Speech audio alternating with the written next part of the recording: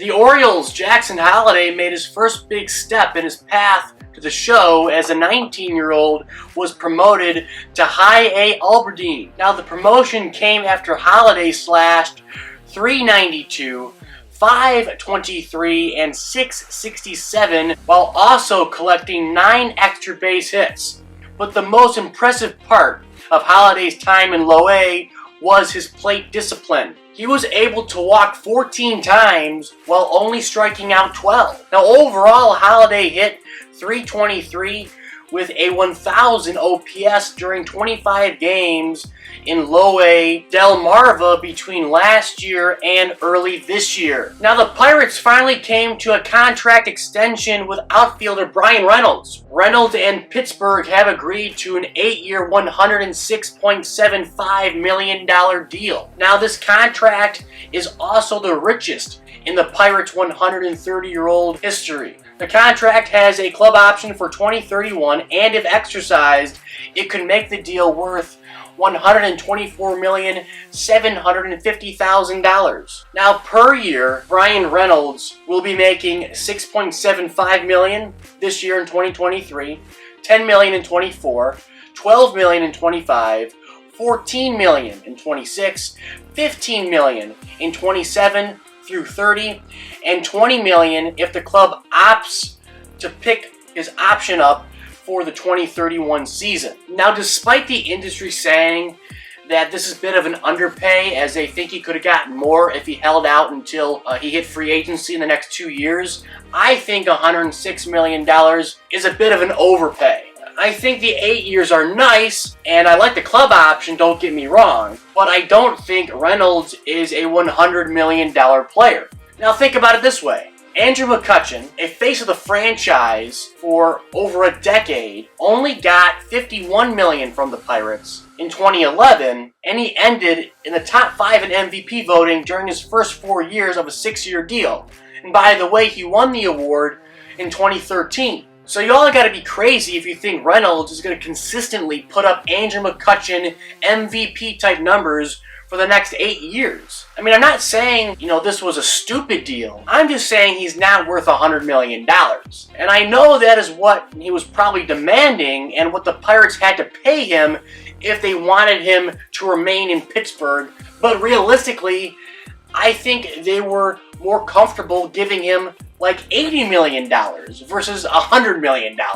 Here's the proof. This is from the Pittsburgh Gazette that says Players Camp wanted 8 years, $134 million, while the Pirates countered with 6 at 80. So that just shows you that the Pirates initially really didn't believe he was worth $100 million.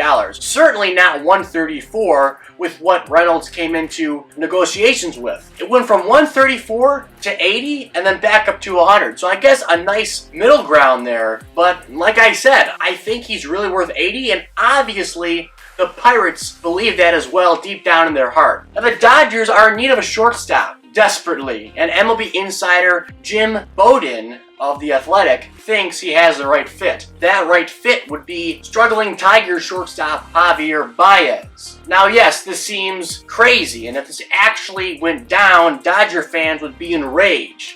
And me as a Tigers fan might be enraged as well. But let's look at the facts. LA shortstops are 9 for 69, batting just 130, which is worse than what Baez is doing, as he's hitting .203 with 8 RBIs and no home runs. I mean, that's not much of an argument for why LA should pick up Baez, but I don't think it's totally out of the realm of possibilities, okay? Now first, Baez is in year 2 of a 6-year, $140 million deal with the Tigers. And if he continues to struggle, this might add pressure on the Tigers front office to seriously consider moving Javier Baez pre-deadline 2023. And that's where I think the Dodgers could swoop in. And now if the Dodgers called up the Tigers, let's say in 2 weeks, and say, look, hey, we'll take a chance on Baez. We'll give you 3 to 4 of our, top 50 prospects, and all you gotta do is eat up a majority of the deal. The Tigers, they might bite. And maybe the change of scenery will help Baez. Motivate him to try his best and make a conscious effort at the plate in contributing to a projected playoff team.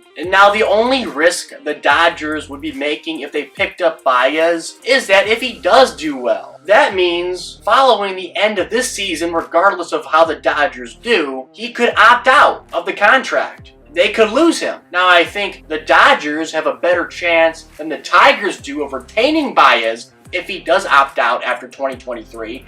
I think he'd be stupid if he did it now based off of what he's done this year, but if he tears it up, I see why not. Let me know what you think down below on this proposed Baez deal to the Dodgers. The Minnesota Twins made history as they won the season series against the Yankees for the first time since 2001. It started with late home runs from Byron Buxton and Trevor Larnach, and outstanding pitching from Joe Ryan, who became the first Twins pitcher since 1979 to win each of his first 5 starts of the season. So the great starting pitching and the late offensive explosion helped the Twins officially beat the Yankees by the score of 6-2 on Tuesday, and they'll go for the series sweep on Wednesday in front of the home crowd. The Astros, Luis Garcia single-handedly ended the Rays' 14-game home winning streak after going 6 innings, striking out 7 and just allowing 3 hits to the dominant Tampa Bay Rays. Now Garcia would get the offensive help he needed in the 5th as Houston put up 5 runs.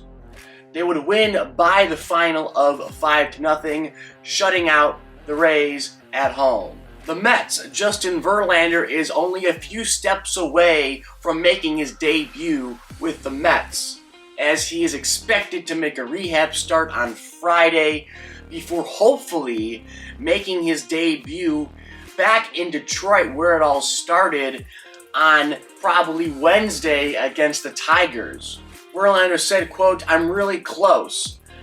I want to be out there competing really badly. I take a lot of pride in being out there on the mound and being there for the boys. It's a bit frustrating, especially because the injury took a little longer to bounce back from than we thought initially."